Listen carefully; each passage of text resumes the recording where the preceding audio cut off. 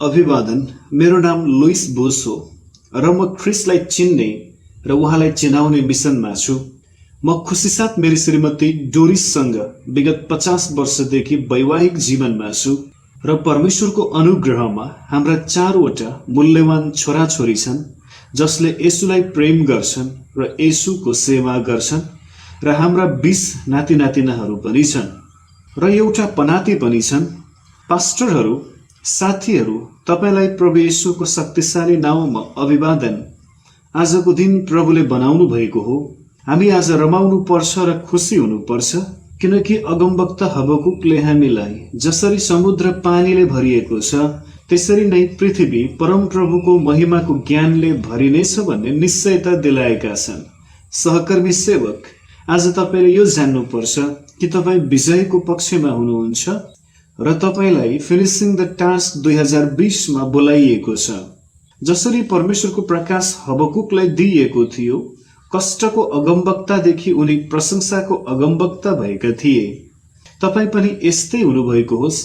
सर्वोच्च परमेश्वरको सेवक, तपाईले आज संसार परिवर्तन गर्ने चुनौतीको बारेमा विचार गरिरहँदा हबकुकले गुनासो गरे झैं तपाईलाई पनि गुनासो गर्ने परीक्षा आउन सक्छ। जसले हबकुक 1 अध्यायको 2 पदमा परमेश्वरलाई प्रश्न सोधेका थिए। उनले, प्रभु कहिलेसम्म मैले सहायताका लागि पुकारिरहने तर तपाईँ सुन्नुहुन्न, वा कहिलेसम्म हिंसा भनेर पुकारा गरिरहने तर तपाईँ बचाउनुहुन्न। तपाईँ किन मलाई यो अन्याय हेर्न दिइरहनु भएको छ?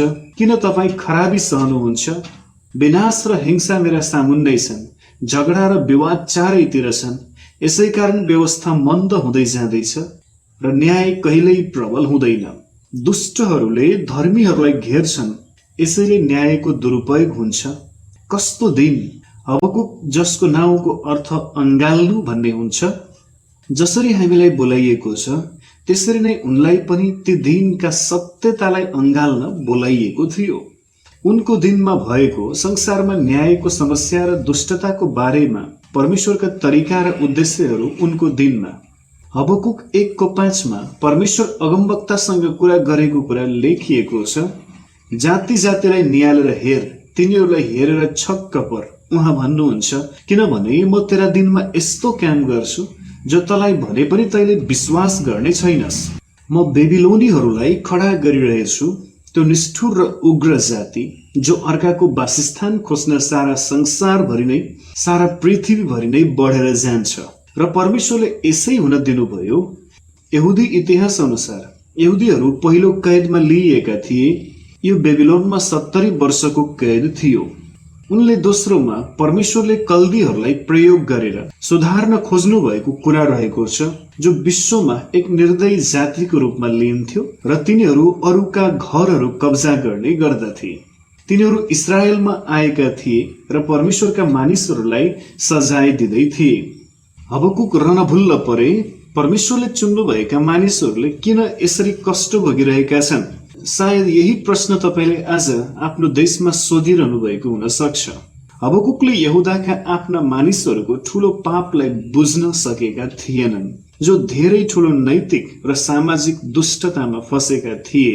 तिनीहरू गरिबलाई हिंसा र दमन गर्थे र भ्रष्टाचार गर्थे र परमेश्वरले कुनै रुचि लिनुभएको थिएन। बरु उहाँले तिनीहरूलाई दण्ड दिनका लागि निर्दयी मूर्तिपूजक बेबिलोनीहरूलाई प्रयोग गर्दै हुनुहुन्थ्यो। यसरी नै तपाईले पनि आज परमेश्वरका हरेक जनहरूसँग अन्यायको सामना गरिरहनु भएको हुन सक्छ। जहाँ हामी कोभिड-19बाट सताइएको एक संसारमा सेवा गरिरहेका छौं, जहाँ पुरै अनिश्चितता छ र सबैतिर द्विविधा रहेको छ। कसरी प्रत्युत्तर दिने भन्ने कुरा हामी हबकुकको कामबाट सिक्न सक्छौं। अध्याय 1 मा उनी द्विविधा र चिन्तामा थिए भने अध्याय 2 मा उनी पर्ख र हेर भन्ने स्थितिमा छन्। अध्याय 3 मा भने आराधना र साक्षी दिने स्थितिमा देखिन्छन्। सहकर्मी सेवकहरू, आज हामी पनि यही अवस्थामा हुनुपर्छ र हाम्रो स्वामीलाई आनन्द साथ सेवा गर्ने। किनकि परमेश्वरले आफ्नो मण्डली बनाइरहनु भएको छ र नर्कका ढोकाहरू त्यसमाथि विजयी हुने छैनन्। परमेश्वरले खुसी साथ दिनेलाई प्रेम गर्नुहुन्छ र तपाईँ र मेरो जीवनलाई उहाँको सेवकको रूपमा प्रयोग गर्न चाहनुहुन्छ। हाम्रो दिनमा नै हामीले आफैलाई काम पूरा गर्नका लागि दिनुपर्छ। यहाँ परमेश्वरबाट उनले दर्शन प्राप्त गरेपछि परमेश्वरको दास हबकुकलाई अद्वितीय परिवर्तन आयो। उनले सुरु गरेको प्रश्न यो थियो, मैले कहिलेसम्म रोइरहनु? अनि उनी अन्तिममा म मेरो मुक्तिदाता परमेश्वरमा रमाहट गर्नेछु भन्दछन्। हबकुक 2:14 हामी उनको विजय हर्षको कारण भेट्टाउँछौँ, जो एक तथ्य हो। यसको कारण भनेको यो परिवर्तित विश्व अन्त्यमा एक दिन काम पूरा भएको रूपमा हाम्रो सामु देखिनेछ। संसारमा भएका सबै मानिसहरू प्रभुको महिमाको ज्ञानले भरिनेछन्, जसरी समुद्र पानीले भरिएको हुन्छ। कोही नै ग्रीकमा हामी यसलाई पेन्टाटाइथनै भन्न सक्छौँ, जसको अर्थ सबै जातिका मानिसहरू भन्ने हुन्छ। मत्ती 28:19 हाम्रो स्वामीको प्रमुख उद्देश्य भनेको चेला बनाउने हो र ती चेलाहरू विभिन्न प्रकारका हुनुपर्छ। यस्तो लेखिएको छ, सबै देशका जातिहरूलाई चेला बनाओ भन्ने आज्ञा सुसमाचारबाट वञ्चित कुनै जाति नभएकाले पूरा भएको छ, जस अन्तर्गत यी समुदायहरूलाई सुसमाचार सुनाउन सक्ने कुनै स्थानीय क्रिस्चियनहरूको समूह छैन भन्ने कुरा पर्छ। त्यो दिन कस्तो होला? सहकर्मी सेवकहरू हबकुकले सबै परमेश्वरका अनुयायीहरूलाई सहज मिसनको दर्शन दिँदछन्, जो ख्रिस्टको सन्दर्भमा त्यो बेला र अहिले जन्मिएको थियो। धर्मी विश्वासद्वारा जिउनेछ भन्ने विचार आज पनि हाम्रो संसारमा निकै सान्दर्भिक रहेको छ। हबकुकको केन्द्रीय अवधारणा वा मुख्य विचार भनेको परमेश्वरले मानिसहरूलाई उहाँको महिमाको ज्ञानले भरेर हाम्रो समयमा नै उहाँको राज्य वृद्धि गरिरहनु भएको छ र निम्नलिखित 3वटा कामहरू गरेर उहाँको यो परिवर्तनकारी मिसनको हिस्सा हुनका लागि परमेश्वरले हामीलाई बोलाइरहनु भएको छ। सर्वप्रथम दर्शन प्राप्त गर्नुहोस्, दोस्रो कुरा त्यसलाई लेख्नुहोस्, तेस्रो त्यसै अनुसार हिँड्नुहोस्, काम पूरा गर्नु। संसारलाई परिवर्तन गर्ने कुरा परमेश्वरको वचनमाथिको मननबाट सुरु हुन्छ। परमेश्वरले हामीलाई के भनिरहनु भएको छ? राजा येशूले तपाईद्वारा उहाँको राज्य विस्तार गर्नुहुन्छ। समर्पित सेवकहरू फिनिसिङ द टास्क नामक बढ्दै गएको अभियानमा सहभागी हुन सक्छन्, जो मत्ती 28:19 येशूले आफ्ना चेलाहरूलाई मुख्य आज्ञाको रूपमा दिनुभएको थियो। सबै देशका जातिहरूलाई चेला बनाओ, सबै मानिसहरूलाई जसलाई परिवर्तित दुनियाँको हिस्सा बनाउनु छ। परमेश्वरको समर्पित सेवकको रूपमा हामी परमेश्वरको वचनबाट मनन गर्नमा समय लिन्छौँ।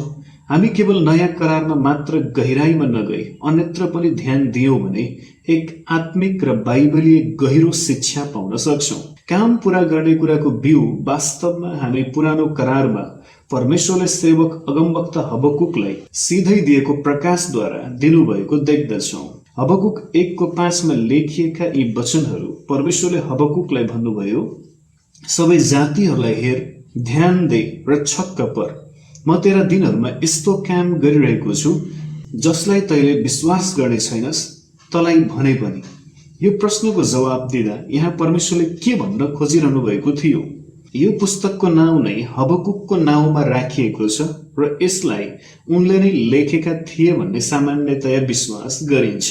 यो 7औं शताब्दी ईसा पूर्वमा लेखिएको थियो, जो ईसा पूर्व 586 बेबिलोनीहरूले घेरा हालेर यरुशलेम कब्जा गर्नुभन्दा धेरै पहिले होइन। यहाँ परमेश्वरले आफ्ना सेवकहरूलाई बाइबलीय आधारको बारेमा विचार गर्न भनिरहनु भएको छ। फिनिसिङ द टास्कको काम 27औं शताब्दी अगाडि सुरु भएको थियो र 2700 वर्षहरू। तपाईँले मलाई लुइस, तपाईँ कसरी यो निष्कर्षमा पुग्नु भयो त भनेर सोध्नुहोला। यो हामीले मनन गर्नुपर्ने निकै महत्त्वपूर्ण प्रश्न हो। काम पूरा गर्ने कुरा परमेश्वरको हृदयमा धेरै पहिलेदेखि नै थियो भन्ने कुरा जान्नुपर्छ र ती दिनहरूमा बाइबलीय प्रकाशको रूपमा कस्तो स्पष्टता, कस्तो शिक्षा, कस्तो उद्देश्य दिइन्थ्यो त?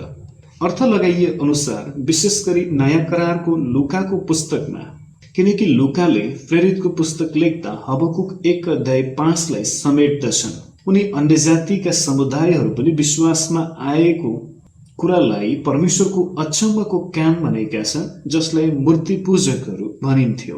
किन यो अचम्मको कुरा भयो?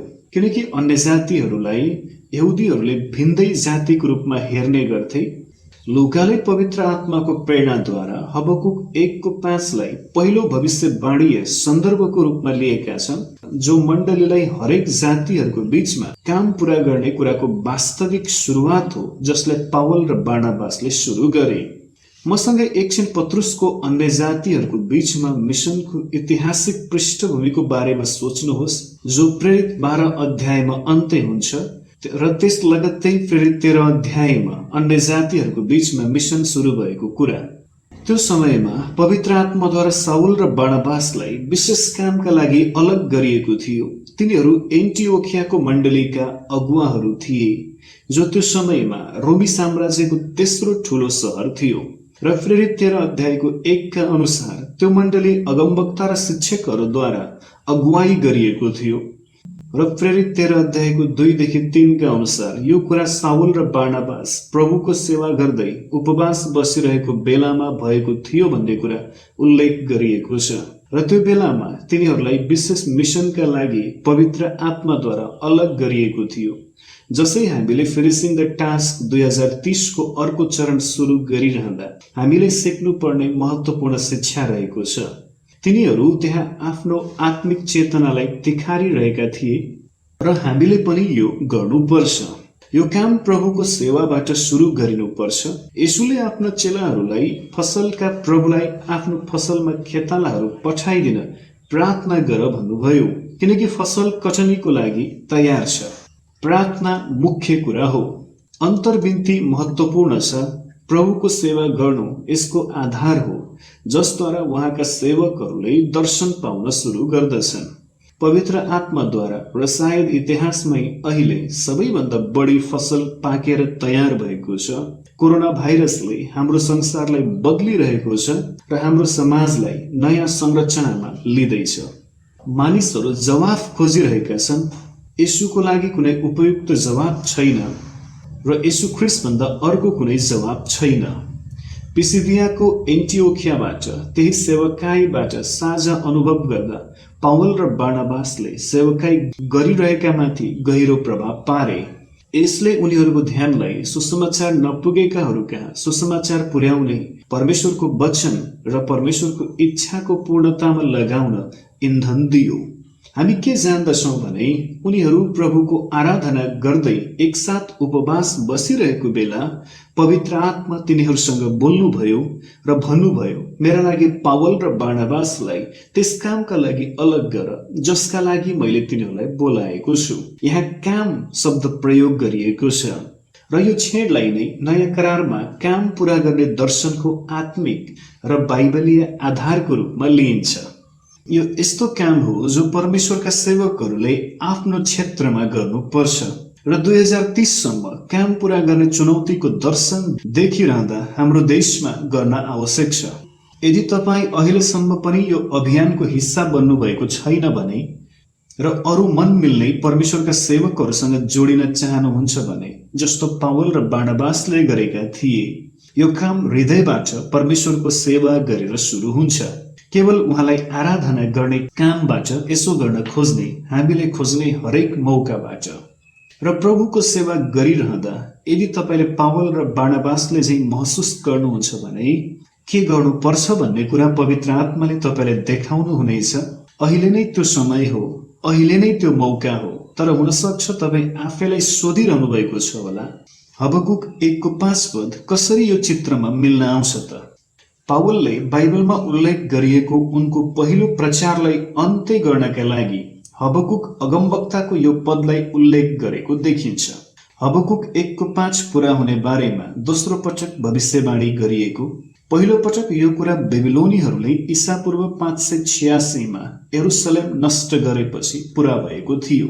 हबकुक 1:6 कल्दीहरू आउँदैछन् भन्ने कुरा स्पष्ट पारिएको छ। अब प्रेरित 13 अध्यायको 41 काम पूरा गर्ने सन्दर्भमा हबकुक 1:5 दोस्रो पटक पूरा भएको कुरा हामी देख्दछौँ। अन्य जातिहरू विभिन्न जातिहरूलाई मुक्तिमा ल्याउने क्रममा भविष्यवाणीका चेतावनीहरूलाई व्यवस्था गर्नेहरूलाई ठूलो विनाशको सामना गरे। त्यसरी नै येशू ख्रीष्टको सुसमाचारको व्यवस्था गर्नेहरूले पनि अझ ठूलो विपत्तिको सामना गर्नुपर्नेछ। विश्वास नगर्ने इस्राएलले नराम्रो विपत्ति र विरोधको सामना गर्यो। पावलले उनका सेवकाईका बाँकी दिनहरूमा भविष्यवक्ता हबकुक 1:5 पदलाई हबकुक 1:5 कुरालाई समर्थन गर्दै अगाडि बढेको देख्न सकिन्छ। यस्तो काम जसको बारेमा तपाईलाई भने पनि तपाई पत्याउनु हुने छैन, यहुदीहरूलाई अलग गरिनेछ। अहिले यो अन्य जातिहरूको समय हो र लुकाले 1:5लाई यी अन्य जातिहरूलाई विश्वासमा ल्याउने कुराको सन्दर्भमा परमेश्वरको कामलाई अचम्मको भनेर अर्थ लगाएका छन्। सबै जाति र सबै सुसमाचारबाट वञ्चित समुदायहरूलाई ल्याउने पावलको प्रचारको बारेमा लुकाले लेख्दा पावलले एर्गोस शब्द चलाउँछन्। कोइनी ग्रीकमा यसलाई सामान्यतया नेपालीमा काम भनेर अनुवाद गरिन्छ, तर कतिपय ठाउँहरूमा भने यो शब्दलाई दिइएको काम भनेर अर्थ लगाइएको छ, जसको अर्थ वास्तवमा काम पूरा गर्नु भन्ने हुन्छ। शास्त्रीय दर्शन शास्त्रमा एर्गोसलाई कतिपय ठाउँमा दिइएको काम भनेर अर्थ लगाएको पाइन्छ, जो नयाँ करारको ग्रीक लेक्सिकोनको एक विकल्प हो। त्यसकारण हामी काम पूरा गर्ने कुरा त्यति पहिले सुरु भइसकेको थियो भनेर हामी भन्न सक्छौं। यो कुरा धेरै अघि हबकुक 1:5मा जान्छ, जसलाई तिनीहरूले प्रभुको सेवा गरिरहँदा प्रेरितको पुस्तकमा नयाँ करारको प्रकाशको सुरुमा पक्का गरिएको छ र प्रेरितको पुस्तकमा जहाँ पावल र बार्नबास एन्टिओखियाबाट आफ्नो मिसनका लागि जान तयार भइरहेका छन्। हबकुक 1:5लाई प्रेरित 13:41मा यसो भनिएको छ, हे निन्दा गर्नेहरू हो, हेर आश्चर्य मान अनि नष्ट भइजाऊ, किनकि तिमीहरूको समयमा म एउटा काम गर्छु, यस्तो काम जसको विषयमा कसैले बयान गरिदिए पनि तिमीहरूले कहिल्यै विश्वास गर्ने छैनौ। पावलले आफ्नो पहिलो प्रचारमा परमेश्वरले दिनुभएको कामको बारेमा भविष्यवाणी गरिरहँदा यो काम अन्य जाति र अरू जातिहरूको बीचमा हुन गइरहेको थियो र भइरहेको थियो र यो अचम्मको कुरा थियो र थियो पनि। तपाईले विगतलाई हेर्नुभयो भने सन् 48मा मण्डलीहरू पावलद्वारा धेरै टाढासम्म फैलिएको देख्नुहुनेछ। त्यो सेवकाईले साइप्रसका जातिहरूको बीचमा मण्डली स्थापना अभियान अर्थात् एक सीपीएम सुरु भइरहेको थियो।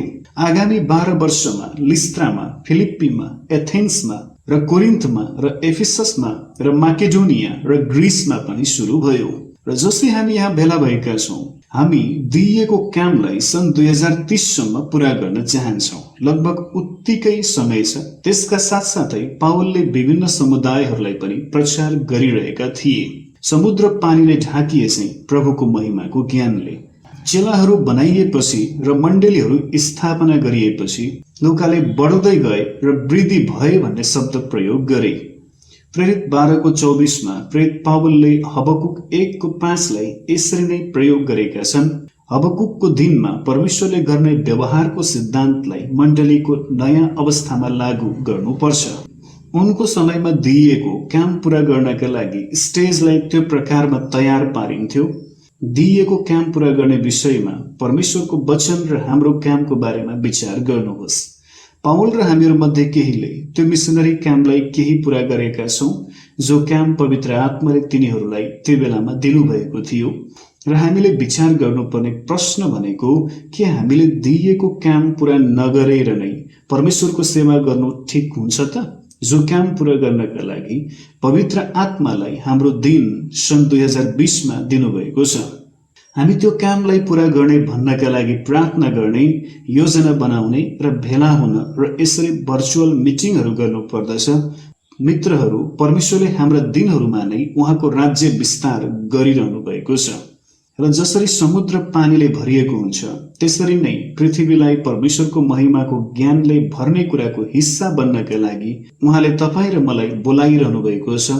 र हाम्रो बोलावट बाइबलमा भविष्यवक्ता हबकुकको पुस्तकबाट आएको छ र हबकुकको कुरालाई यसैया अगमवक्ताले करिब 100 वर्ष अगाडि बढाएका थिए। यसैयाले यस्तो राज्यको बारेमा बताए जो पृथ्वीमा परमप्रभुको महिमाको ज्ञानले भरिनेछ र उनले हाम्रा दिनहरूमा सेवकाईको एक नयाँ संरचनाको बारेमा बताएका छन्। जसै हामी त्यहाँबाट आउने विशेषता र त्यो पूरा हुने कुरालाई हामी हेरिरहेका छौं, प्रभुले ती प्रकाशहरू लेख र त्यसलाई एउटा पाटीमा मिलाएर लेख भन्नुभयो। ताकि मानिसहरू हबकुक 2:2 अनुसार दौडन सकुन्। हबकुकले हामीलाई काम पूरा गर्ने तरिका देखाएका छन्। यो 3 चरणमा भएको थियो। जब हबकुकले प्रार्थना गर्दै परमेश्वरले के गर्नुहुन्छ भनेर पर्खिरहेका थिए, पहिलो भनेको दर्शनमाथि मनन गर्नु हो, दोस्रो भनेको दर्शन लेख्नु हो, तेस्रो भनेको दर्शनसँग दौडनु हो। यो भागमा हबकुकको दर्शनमाथि मनन गरिसकेपछि दर्शन लेख्ने बारेमा विचार गर्नुहोस्। परिवर्तित संसारको स्वभावको बारेमा व्याख्या गर्न अब हामीले आगामी दिनमा परमेश्वरको राज्यमा कसरी यी कुराहरू लागू गर्न सक्छौं भन्ने विचार गर्नुपर्छ र यसको निश्चित बाणीहरू 1 वर्ष अघि यशाया 11 अध्यायमा विशेष फरकहरू सहित देखाइएको छ। यहाँ उनले त्यो परिवर्तनको मूलभूत कारकहरूको पहिचान गरेका छन्। त्यसमा हामी सबैजना सबैभन्दा महान परिवर्तनकारी हाम्रो जीवित प्रभु येशू ख्रीष्टसँग जोडिनु पर्छ भनेको छ। त्यहाँ हामी एउटा वृक्ष आउनेछ भनेर लेखिएको पाउँछौं, जो ईसाईको ठुटा दाउदको वंशबाट उम्रिनेछ लेखिएको छ र त्यो जराबाट उम्रिएका हाँगाहरूले फल दिनेछ। यहाँ नै हामी परिवर्तित विश्वको एक आशा देख्छौं। यशायाद्वारा भविष्यवाणी गरिएको फल दिने व्यक्ति हाम्रो स्वामी प्रभु येशू ख्रीष्ट हुनुहुन्छ। परमप्रभुका आत्मा तिनमा रहनुहुनेछ। बुद्धि र समझका आत्मा, सल्लाह र शक्तिका आत्मा, ज्ञानका आत्मा र परमप्रभुको डरको आत्मा। धार्मिकता उहाँको कमरको पेटी हुनेछ, विश्वास योग्यता उहाँको वस्त्रको किनारा। परमप्रभुको महिमाको ज्ञानले भरिनेछ भनेर भविष्यवाणी गरिएको छ, जसरी समुद्र पानीले भरिनेछ। ख्रीष्टको राज्य आउँछ, परिवर्तित संसार निस्किआउँछ। यो व्यक्ति येशू हुनुहुन्छ र उहाँले जातिहरूलाई बोलाउनु हुनेछ भनेर यशाया 11:10 मा लेखिएको छ। ईसाईको हाङ्गो जातिहरूका लागि एक झण्डा झै खडा रहनेछ। देशहरू उहाँको वरपर र्याली गर्नेछन्। यो परिवर्तित विश्वको दर्शन बाँडिरहँदा यशायाले 3 विशेषताहरूमा केन्द्रित गर्दछन् जो उनको समयमा सत्य थियो र उनले गरेका भविष्यवाणीहरू आज पनि सत्य छन् र हुनेवाला छन्। पहिलो कुरा, नियुक्तिको खाँचो पर्छ। दोस्रो कुरा, परिवर्तनका गुणहरू हुनुपर्छ। तेस्रो कुरा, विश्व परिवर्तन गर्ने काम पूरा गर्नुपर्छ। पहिलो काम भनेको परिवर्तनका लागि नियुक्त गर्नु हो र यो भनेको येशूले यशाया 11 अध्यायमा प्रकट गर्नुभएका कुराहरू हुन्। ईसाईको ठुटाबाट एउटा टुसा निस्कनेछ, त्यसका जराहरूबाट निस्केको हाँगाले फल फलाउनेछ। परिवर्तनको एक नयाँ उत्प्रेरक कारकको रूपमा नयाँ जीवन आउनेछ, जसलाई लट्ठी र हाँगा भनिएको छ। मसीह ईसाईको ठुटो येशू स्वयंलाई प्रकाश 5:5 मा दाउदको जरा भनिएको छ। येशू जो मसीह हुनुहुन्छ, उहाँले संसार परिवर्तनको मिसनको परमेश्वरको काममा फल फलाउनु हुनेछ। उहाँ बाटो, सत्य र जीवन हुनुहुन्छ, जसमा हामी जिउँछौँ र उहाँमा हिँड्छौँ र उहाँमै रहन्छौँ। जसरी पितासँग तपाईको राज्य आओस्, तपाईको इच्छा स्वर्गमा जस्तो छ त्यस्तै पृथ्वीमा पूरा होस् भनेर प्रार्थना गर्नुभयो र आज हामी हाम्रो समयमा राज्यको अभियानको संरचना उदाउँदै गरेको देख्छौँ। यशाया 11 अध्यायमा व्याख्या गरिए अनुसार र सल्लाह दिइए अनुसार FTTW विश्व परिवर्तनको काम पूरा गर्नुको समय नजिक आइपुगेको छ। खोजी समूहहरू, शिक्षकहरू सिकाइद्वारा चेलाहरू तयार पारिँदैछन् र बनाइदैछन्। तिनीहरूले पवित्र आत्माले भरिएको जीवनको जवाब स्वरूप यस्ता मण्डलीहरू स्थापना गर्दैछन् जसले अरू मण्डलीहरू स्थापना गरिरहेका छन्। मिशन फ्रन्टायर्स म्यागजिनका अनुसार विगत 25 वर्षहरूमा पवित्र आत्माले यस्ता सयौं चेला निर्माण अभियानहरूलाई जन्म दिनुभएको छ, जसलाई हामी DMMS भन्दछौँ वा मण्डली स्थापना मुभमेन्टहरू CPM। ऐतिहासिक रूपमै क्रिस्चियन जगतमा अहिले सबैभन्दा बढी क्रिस्चियन नहुन चेतावनी दिँदा पनि क्रिस्चियन भएका मानिसहरूको संख्या उल्लेखनीय छ। वास्तवमा 2018 को अन्त्यतिर यस्ता प्रकारका 660 वटा अभियानहरू पाइएको कुरा उनीहरूले बताएका छन्। दोस्रो, नियुक्ति भन्दा पर संसार परिवर्तनको काम पूरा गर्नु। हामीलाई परिवर्तनका गुणहरूको खाँचो पर्छ। यसको बारेमा यशाया 11:2 मा केही संकेत दिइएको छ, जहाँ पवित्र येशूमा रहने पवित्र आत्माका 7 पत्रे वरदानहरू रहेका छन्। परमप्रभुका आत्मा उहाँमा रहनुहुनेछ। बुद्धि र समझका सल्लाह र शक्तिका आत्मा र परमप्रभुको डरको आत्मा। यो कुरा खाँचो पर्दछ र उहाँको प्रसन्नता परमप्रभुको भयमा रहनेछ। यी कुराहरू येशूमा थिए र जसो येशू हामीमा हुनुहुन्छ त्यसरी नै हामी पनि उहाँमा छौँ। यी कुराहरू अनुभव गर्ने र यी स्वभावहरू अरूलाई देखाउने हाम्रो आशा हो। यी चेला बनाउने अभियानहरूद्वारा राज्यको सुसमाचार हाम्रो समयमा फैलिरहेको छ। यी अभियानहरूका दुई विशेषताहरू छन्, सर्वाङ्गीण स्वभाव र संस्कृतिहरूको परिवर्तन। परमेश्वरले हाम्रो समयमा विभिन्न देशहरूबाट मानिसहरू तयार पारिरहनु भएको छ जो परमेश्वरको वचनको आज्ञा पालनको जीवनशैली अनुसार चेला बनिरहेका छन्। तेस्रो कुरा, यो काम पूरा गर्नका लागि महत्त्वपूर्ण छ। नियुक्ति भन्दा पर संसार परिवर्तन गर्नु र यी गुणहरू भनेका परिवर्तन पूरा गर्न आवश्यक हुन्छ। परिवर्तन आउँछ र यो पूरा हुन्छ। हामी त्यहाँसम्म पुगिसकेका छैनौँ र यसमा राज्यको अभियानहरूको आवश्यकताको कुरा समावेश छ। राज्यको अभियानको बारेमा यशाया 11:6 पदमा उल्लेख गरिएको छ, जहाँ हामी यो पढ्छौँ, ब्वाँसो चाहिँ थुमासित बस्नेछ र चितुवा पाठासित सुतेर बस्नेछ। बाछा, सिंह र 1 वर्षे पशु एकैसाथ रहनेछन् र एउटा यस्तो सानो बालकले तिनीहरूलाई डोर्याउनेछ। यहाँ परिवर्तित संसारको बारेमा लेखिएको छ। तिनीहरू कोही पनि मेरो पर्वतमा चोट पुर्याइने छैनन् वा नष्ट गरिने छैनन्। यशाया 2:2-3 का अनुसार आज राज्यका मुभमेन्टहरूले विशेष गरी यस्ता चिजहरूको दर्शन राख्दछन्: व्यवस्थित, दिगो परिवर्तन, स्वास्थ्य, चङ्गाई, मिलाप र स्वस्थता। परिवर्तन हुने कुरामा संसारका बालबालिकाहरू पनि समावेश गरिएका छन्।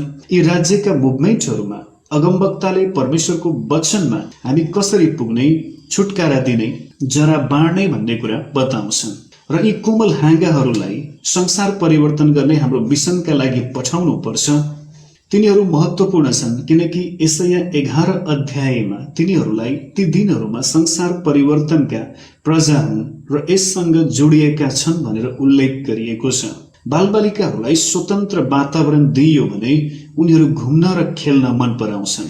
यशाया 11 अध्यायमा उल्लेख गरिए अनुसार यिनीहरूले नेतृत्व गर्नेछन्। परिवर्तित संसारको बारेमा 3 पत्रे परिभाषा उल्लेख गरिएको हामी देख्दछौँ। हाम्रो संसार परिवर्तनका लागि बालबालिकाहरूलाई पनि हामीसँगै यो काममा सहभागी गराउनु आवश्यक हुन्छ। संसार भरिनेछ, जसरी समुद्र पानीले भरिएको छ त्यसरी नै तुरुन्तै संसार परमेश्वरको महिमाको ज्ञानले भरिनेछ लेखिएको छ। विभिन्न गुणहरूलाई पूरा गर्दा मात्र ख्रिस्टको राज्य आउनेछ, जसले ठूलो परिवर्तन ल्याउनेछ। जस्तै परमेश्वरको इच्छा स्वर्गमा जस्तै पृथ्वीमा पूरा हुनेछ। यो कुरा स्वामीका इच्छामा, स्वामीका स्वभावहरूद्वारा र उहाँ हाम्रो स्वामी प्रभु येशू ख्रिस्टले नै उहाँमाथि विश्वास गर्नेहरूसँग यी गुणहरू बाँड्नुहुन्छ। त्यो दिनमा ईसाईको जडा प्रभु येशू मानिसहरूका लागि एक संकेतको रूपमा खडा हुनुहुनेछ। जातिहरूलाई उहाँको खाँचो पर्नेछ र उहाँको विश्रामको ठाउँ महिमित हुनेछ। राज्य आउनेछ र जसरी समुद्र पानीले भरिनेछ त्यसरी नै उहाँको इच्छा पूरा हुनेछ। दिइएको काम पूरा गर्नका लागि हामीले दर्शन पाउनुपर्छ, त्यसमाथि मनन गर्नुपर्छ, त्यसलाई लेख्नुपर्छ। अगमवक्ता हबकुकले व्याख्या गरे चाहिँ त्यो दर्शनका साथ हामी दौडनु पर्छ। समुद्र पानीले भरिए चाहिँ पृथ्वी परमेश्वरको महिमाको ज्ञानले भरिनेछ।